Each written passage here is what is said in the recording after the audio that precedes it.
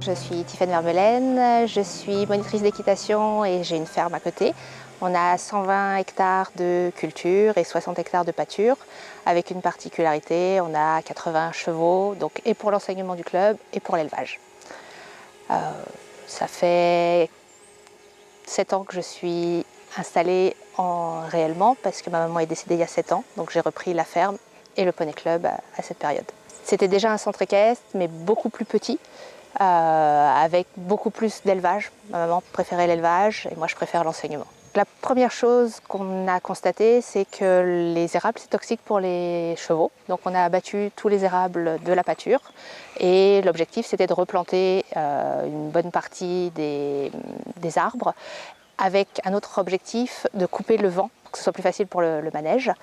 Et on accueille beaucoup d'écoles et donc réussir à planter des haies avec des essences différentes pour montrer aux enfants. Donc c'est un projet un petit peu complexe avec beaucoup d'incidences, et donc c'est pour ça l'objectif c'est le bien-être animal en premier, qu'ils puissent se déplacer partout, profiter de coins d'ombre, couper du vent et en même temps réussir à apprendre aux enfants les différents arbres.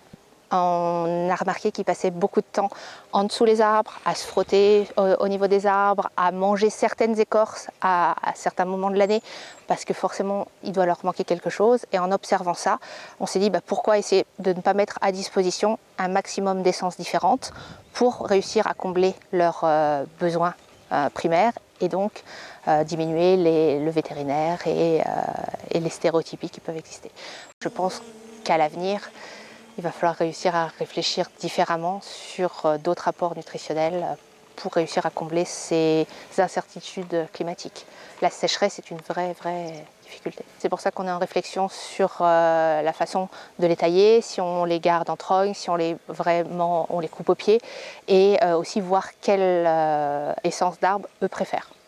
Il y a peu d'études encore sur le sujet pour les chevaux. Pour le moment, nous on se chauffe, on a une chaudière à bois. Donc on récupère tous les arbres, donc tous les érables qu'on a coupés servent ou pour faire des obstacles de crosse pour les chevaux ou à se chauffer pour la maison. Le clubhouse, pareil, c'est un poêle à bois. Donc oui, forcément, récupérer un maximum de choses. Les feuilles pourront servir aussi pour le compost, avec petit objectif, petit potager, pour montrer aussi aux écoles ce que l'on peut faire. Mais ça, c'est vraiment minime. Pour le moment, je pense que ça va enrichir surtout la qualité du sol à leurs pieds pour réussir à rééquilibrer tout ça.